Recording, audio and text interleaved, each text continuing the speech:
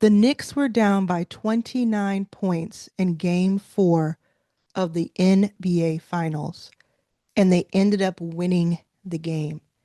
They are now 3-1 going into game five. And there's a big lesson I think we can learn about this. The big lesson that I want to talk about is for my entrepreneurs who watch me in the thousands. You are in the middle of your Knicks game four. You are counting yourself out too soon. Now, it took me until I was 35, 35 until I made more than $10,000 in any given year. I still can't believe that because today I make way more than $1 million a year for myself. I help thousands of other people make money online and for themselves. And I've built and raised a $30 million venture capital fund. I've invested in more than 200 companies led by women, people of color, and LGBTQ plus founders. And I'm 45 now. So just 10 years ago, I was making more than 10,000 for the first time. And I built it. And I'll tell you what, when I was sleeping on the floor of an airport in San Francisco in 2015, you could have called that my game four, every minute leading up to the end. I thought I was out, but I didn't give up. And the Knicks didn't give up. And you don't have to give up. I know it can seem like this is insurmountable. How in the world can I get out of this one? Especially when things are moving so quickly in the world and everybody seems to be so much further ahead, or they may just seem like they understand things more or they have their stuff together. I remember when I was in my early 30s, I was already in my early 30s and I didn't have health insurance, didn't have a steady job, steady income, a place to live steadily. I was in and out of random places. And I felt good about myself as a human being. Like I felt like I was a good person. But I really felt crappy about my circumstances. And I felt like, why am I so different than all of my friends and the people I know? Why can't I get my stuff together? And I also battled with alcoholism and just so much was going on. But there was always this glimmer of hope, this little bit of hope. And I'll tell you what made it even stronger and why I think I'm here today with these numbers, with these points on board, is that I made a decision that was very clear in 2014. I was staying at a hotel, like, like a Best Western type of hotel. I think it was a Comfort Inn in Pearland, Texas, sharing a room with my mom, who was in her 60s at the time. I was in my mid 30s. And I was at the beginning stages of like really trying to make this venture fund work because I wanted to get more resources into the hands of underrepresented founders. And I remember I was standing outside and I was walking kind of in a, like kind of in a circle or square in the parking lot. And and I remembered it was warm outside and I had my headphones on that were attached to my phone. And I called a couple of friends and I asked them if they thought I was crazy because I was homeless and I was trying to start a venture capital fund. Then I had to explain what that was.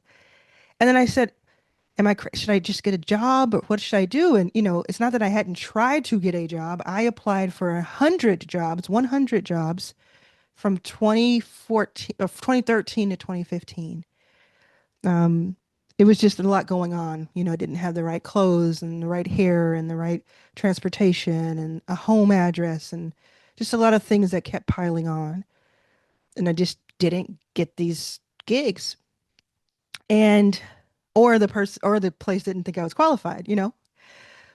And I remember I talked to a couple of friends and they were just wonderful friends and they told me, yeah, go ahead and get a job because you definitely need a job. And I was like, okay, yeah, that makes sense. Of course I need a job. Of course I'm going to keep trying. And then I said, well, I've been working on this for maybe 2 or 3 years. I can't just give it up and just without any thought, somebody else telling me what to do. So I said to myself, I said, close your eyes and imagine the world in 5 years. And this venture fund, Backstage Capital in this case does not exist. Could you live with that? What does that feel like?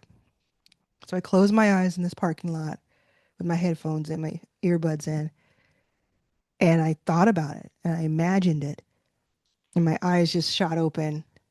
And I said, oh no, that can't be. I can't. That doesn't make sense to me. It has to exist. This place where underrepresented founders can find capital and resources and their peers has to exist. And this was years ago too, when the ecosystem wasn't as fertile and nurtured as it is today. And in that moment, I knew that I had to keep going. I knew that I remember because I moved from Pearland to Austin or Pflugerville, Texas, shortly after that, and I continued to apply for jobs, but I did not stop working on the moonshot idea of starting a venture capital firm for underrepresented founders while I was homeless.